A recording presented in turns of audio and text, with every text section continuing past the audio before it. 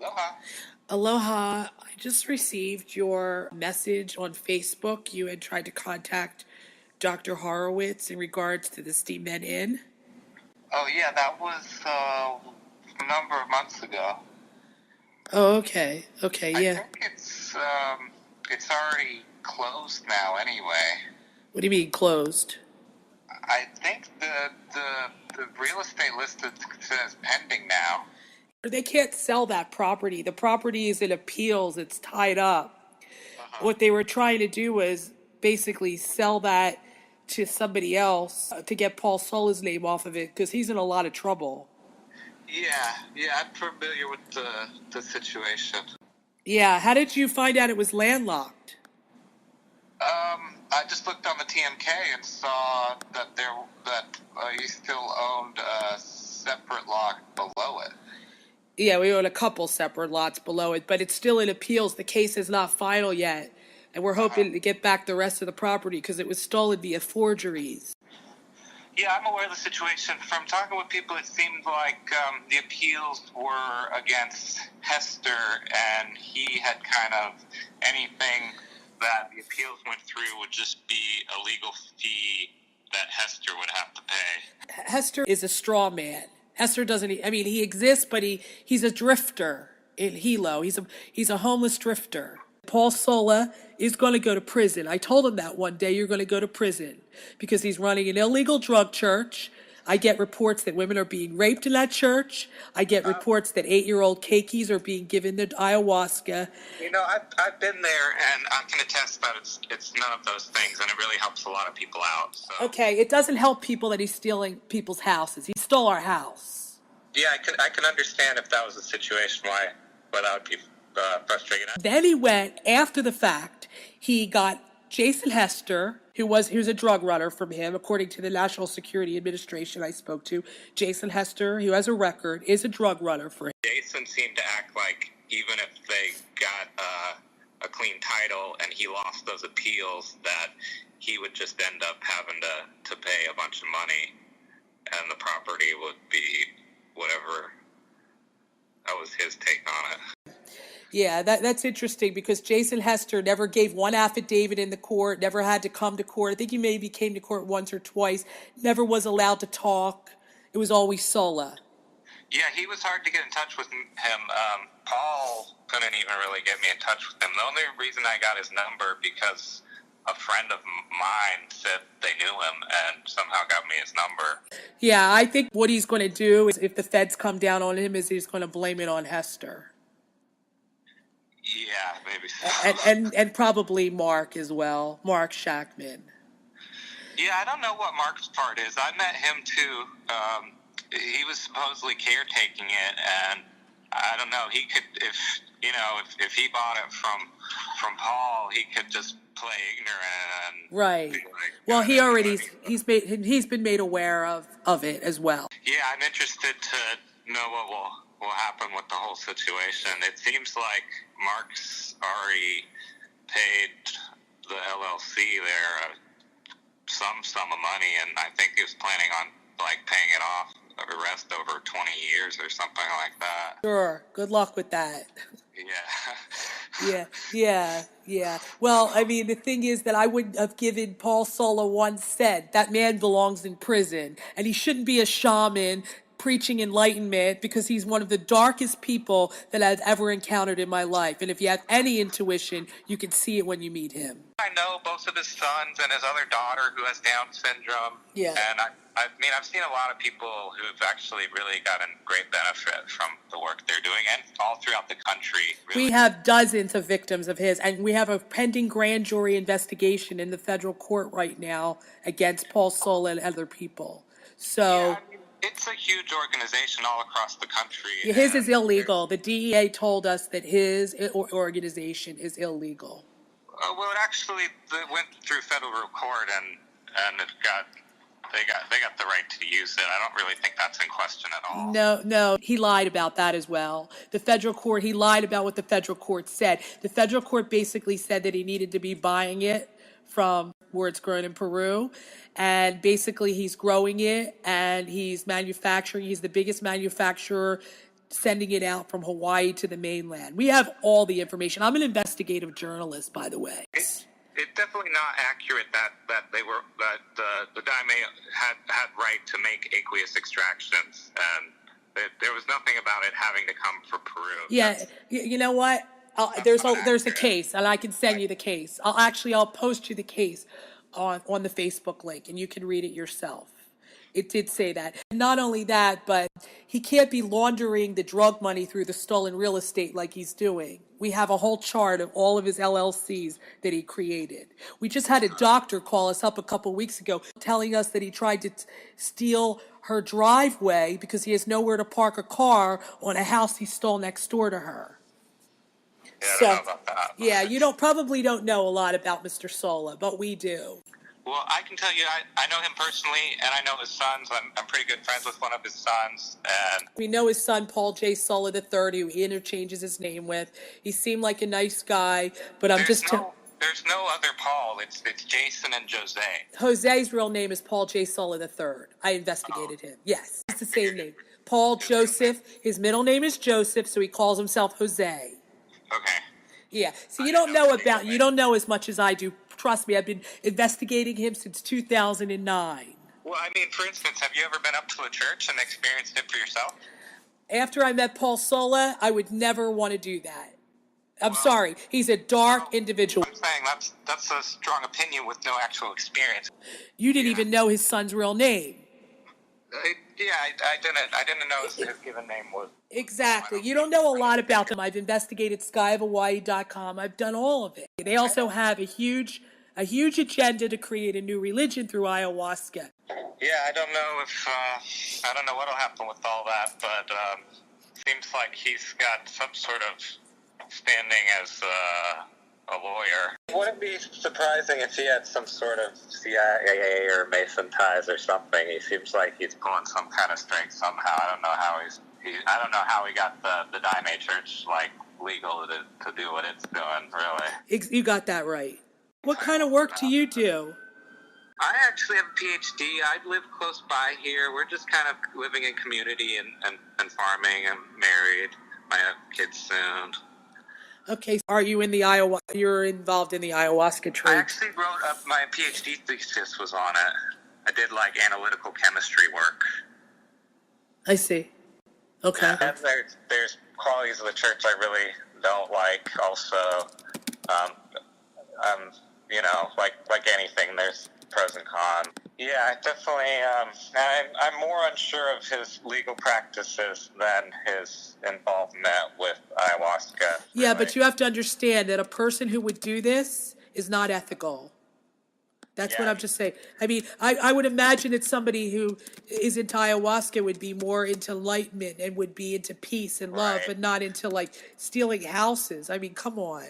Yeah, I hear you. And I just wonder if he does have any of these supposed CIA or Masonic ties, how difficult it might be in court for you guys. Yeah, you're right. He could, yes, exactly. He could have the Masonic ties. I mean, that is a concern of ours, exactly. Because we hear that, these parties he has with the ayahuasca, there are a lot of people that attend them that are on that level you're talking about. It's definitely kind of a funny club. I mean, I've been up there a number of times. I haven't been in a long time, but in general, I think I'd say they're doing good work there. He wouldn't call himself a shaman, and he's not even really running the church. It's like a huge organization at this point, and they do make medicines for all the churches throughout the country, and just even getting that into people's bodies under whatever context it might be, I see as beneficial in many situations. So. Right, so he's making it in that church. Yeah, they make it up there in Hoasca, yeah. And what about growing it as well? It's grown all throughout the island. I mean, I think they buy it from people. They probably get it donated, and people fly all out throughout the country to come make it with them from all the churches. And from my understanding, their branch and the daime churches in general did get federal rights to use it, given they would have to give samples and a lot of things they're probably not doing. Have you checked with the DEA on the licensing of that church? No, I definitely have not, but I don't know. I'm not really aware of any legal action against any ayahuasca besides possession, like importing large amounts being confiscated. I'm not aware of like anybody being fined or going to jail or anything whatsoever. Are you aware that Mark was on in Washington State? Yeah, and his? I know. I heard about that too.